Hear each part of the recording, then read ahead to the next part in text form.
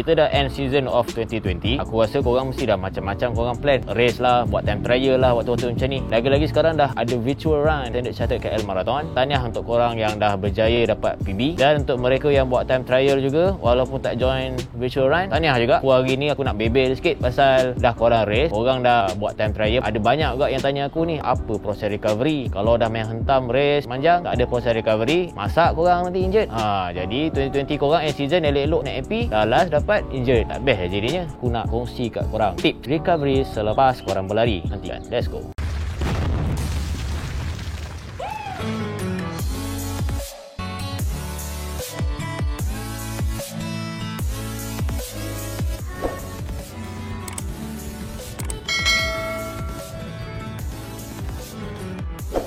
Apa benda recovery ni? Recovery ni kalau korang tahu adalah proses pemulihan badan korang daripada segala kerosakan yang berlaku akibat daripada high intensity ataupun sebarang aktiviti berat. Perlu atau tidak proses recovery ni? Sememangnya sangat diperlukan. Siapa kata proses recovery tak penting? Kau tengoklah pelari atlet dunia sekalipun, macam Eliud Kipchoge, Kenenisa Bekele, Mo Farah, Galen Rupp, Samuel Benjuru, Suguru Osako, Bridget Kosgei, siapa lagi kau sebut lah, mana-mana nama pun, diorang pentingkan juga proses recovery ni tau. Sebabnya diorang punya larian ni adalah diorang punya career. Aku perasan kebanyakan pelari-pelari pemula, mereka sering abaikan proses recovery ni. Sebabnya mereka kurang pemahaman proses scientific recovery ni. Kalau korang faham proses bagaimana ia terbentuk, korang mesti amalkan. Korang rasa benda ni penting, recovery yang patut korang buat. Sebabnya adalah untuk pastikan badan korang dalam keadaan sihat. Proses recovery ni sangat diperlukan Sebabnya apabila korang berlari, korang telah menyebabkan stres pada body korang, pressure pada skeletal sistem korang lah kiranya. Lactic acid telah terjadi pada badan kita. Itu sebabnya tujuan kita nak recover ni adalah untuk membuang lactic acid untuk pastikan tahap pH dalam badan korang dalam keadaan optimum. Jadi apabila korang buat long run, korang buat race ataupun aktiviti yang berat, tak kisahlah, bukan setakat lari saja, korang telah menyebabkan stres pada body korang. Jadi korang perlukan proses recovery ini. Bukan itu saja, apabila korang berlari pada high intensity, korang berlari pada pace yang laju, korang telah menyebabkan glycogen depletion dalam badan korang. Ini menyebabkan korang akan rasa cepat penat satu hari selepas korang berlari.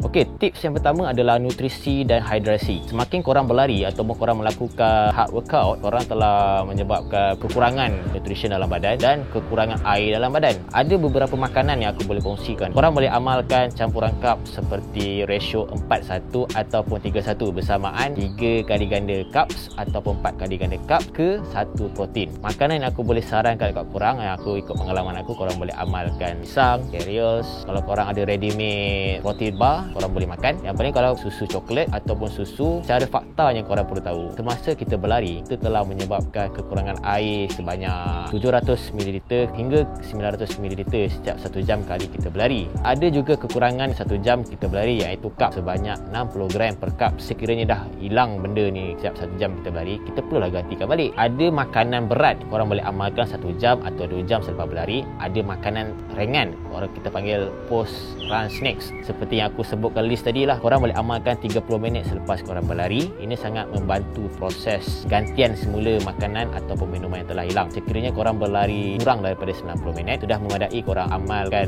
untuk minum air kosong sahaja. Sekiranya korang berlari lebih daripada 90 minit, korang perlu gantikan makanan yang betul, air yang sebetulnya seperti isotonik. Sebabnya air ni sangat penting adalah untuk pastikan tahap suhu dalam badan korang dalam keadaan optimum, blood pressure dalam keadaan biasa, dan paling penting segala proses penghantaran oksigen, pengaliran darah dalam badan korang dalam keadaan baik. Jadi ini memudahkan mempercepatkan proses recovery korang dengan hanya makan dan minum dalam keadaan yang betul.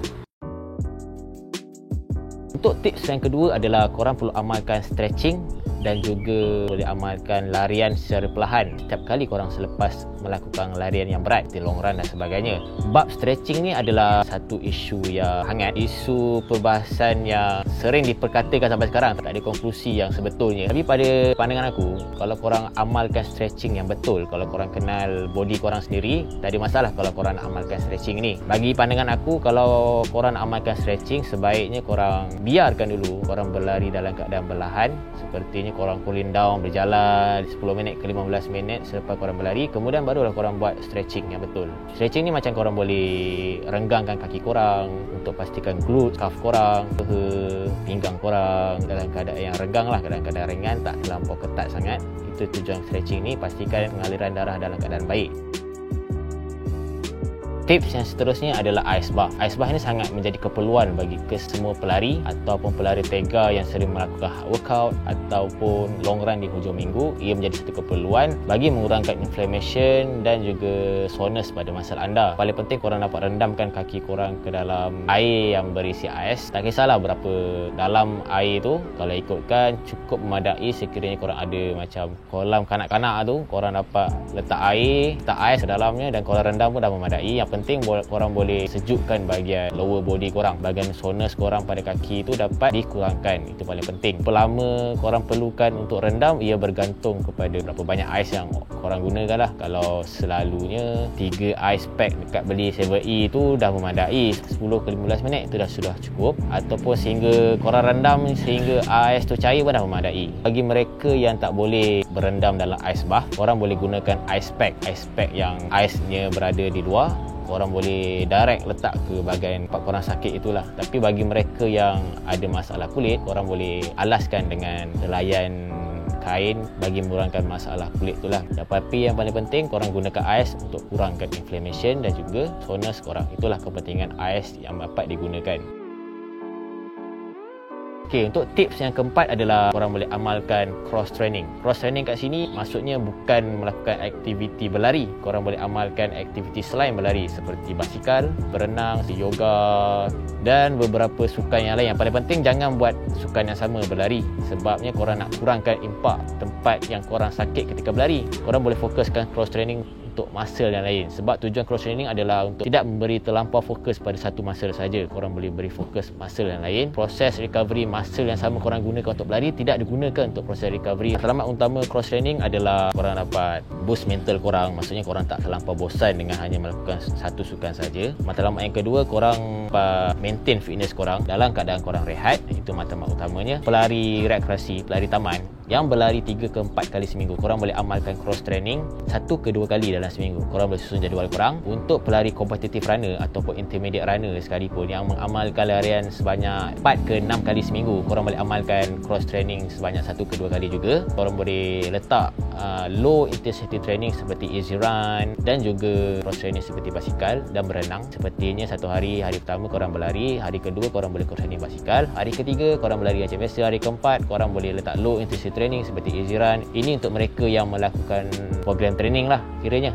Untuk mereka yang ada background kesihatan, ada masalah injury yang lepas, aku boleh nasihat korang pergi minta nasihat doktor dahulu untuk pastikan proses training yang korang lakukan ni adalah bersesuaian atau tidak. Sebabnya makin korang injured, makin bagus sebenarnya korang amalkan cross training ni, makin kerap. Sebabnya untuk pastikan korang dapat maintain fitness korang dan untuk pastikan korang sentiasa ada keyakinan untuk teruskan sukan ni, tak adalah rasa macam nak give up. Sebab injured yang lama kan, korang nak kembali balik bukan benda yang senang. Korang boleh buat massage dengan menggunakan roller foam. Roller foam sangat murah kalau mendapatkan di mana-mana kedai sukan, atau paling murah kalau boleh cari kat online. Dekat Shopee memang ada harga-harga yang sangat murah.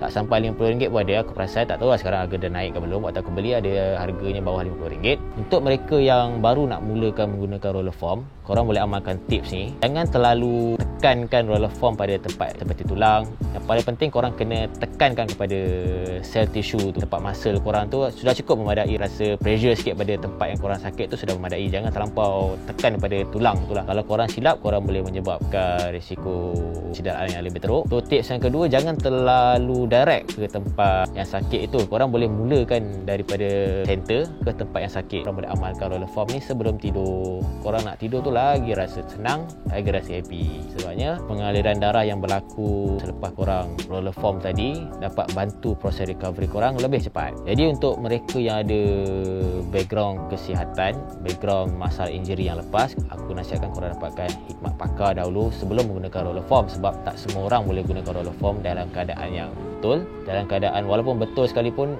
ada tak boleh untuk terlampau pressure pada roller foam tersebut. Jadi dapatkan nasihat pakar. Untuk roller foam ni kebiasaan digunakan untuk mereka pelari yang buat race ataupun long run selalunya digunakan oral form ni sehari selepas race tersebut lah, atau sehari atau 2 hari. Sebabnya kebanyakan ikut daripada pendapat mengatakan korang tak boleh oral form selepas korang melakukan high intensity seperti race ataupun hard workout. Sebabnya ketika itu telah berlaku stres pada muscle fiber korang menggunakan roller form pada tempat tertentu boleh menyebabkan ia lagi bertambah teruk. Jadi sebaiknya roller form digunakan sehari atau 2 hari selepas korang race ataupun hard workout. Tips yang terakhir adalah dapat tidur yang mencukupi. Tidur ni adalah sangat penting untuk semua atlet ataupun pelari sekalipun. Bukan pelari je, untuk manusia normal yang tak bersukan pun memang sangat perlukan tidur ini. Ikut daripada National Sleep Foundation mengatakan seseorang pelari perlu dapatkan sekurangnya tidur 8 jam satu hari. Pada waktu bila? Semestinya pada waktu malam. Sebabnya pada waktu malam ni kudrat manusia adalah untuk tidur saja. Itu sebabnya proses recovery banyak berlaku ketika pada waktu malam. Sebab waktu malam ni tempat kita nak tidur. Ikut daripada Stanford University, ada diorang buat research tentang atlet. Diorang katakan kalau seorang atlet dapat tidur lebih daripada 8 jam, iaitu 9 jam atau 10 jam, ia dapat mampu meningkatkan prestasi diorang ke arah yang lebih baik. Prestasi diorang akan 2 kali ganda lebih baik daripada dia tak dapat tidur yang mencukupi bawah daripada 8 jam. Tapi kita ni manusia, kita ni pelari-pelari taman, pelari-pelari rekreasi yang bukanlah full time atlet, hanyalah part time saja, sudah memadai kalau korang dapat 6 jam satu hari tidur. Yang paling penting korang kenal body korang dan korang pastikan korang dapat tidur yang mencukupi. Jangan paksa diri korang. Okey, rumusan yang aku boleh kongsikan untuk video kali ni, aku nak beritahu kita manusia bukanlah robot. Kita hanyalah manusia yang ada risiko untuk melakukan kecederaan, ada penat, ada tahap stres tertentu. Apa benda yang berlaku pada badan korang, sebenarnya ada juga kesan sampingan yang akan berlaku. Sekiranya korang dah melakukan long run, melakukan high intensity training, pasti ada kesan sampingannya juga. Kepentingan recovery memang diperlukan untuk semua orang. Tak kisahlah korang berlari atau melakukan hard workout atau melakukan kerja sekalipun yang menyebabkan korang rasa stres, korang perlukan rehat yang secukupnya. Jadi kenal body korang sendiri dan jangan abaikan proses recovery ni. Sebabnya proses recovery ni sangat-sangat penting. Beberapa kali aku letakkan ia sangat penting. Sebabnya kalau korang tak jaga proses recovery, korang tak akan dapat capai matlamat apa yang korang inginkan. Seperti matlamat capai PB, seperti matlamat nak capai sesuatu yang korang inginkan daripada dulu. Nak jaga kesihatan pun perlu juga proses recovery.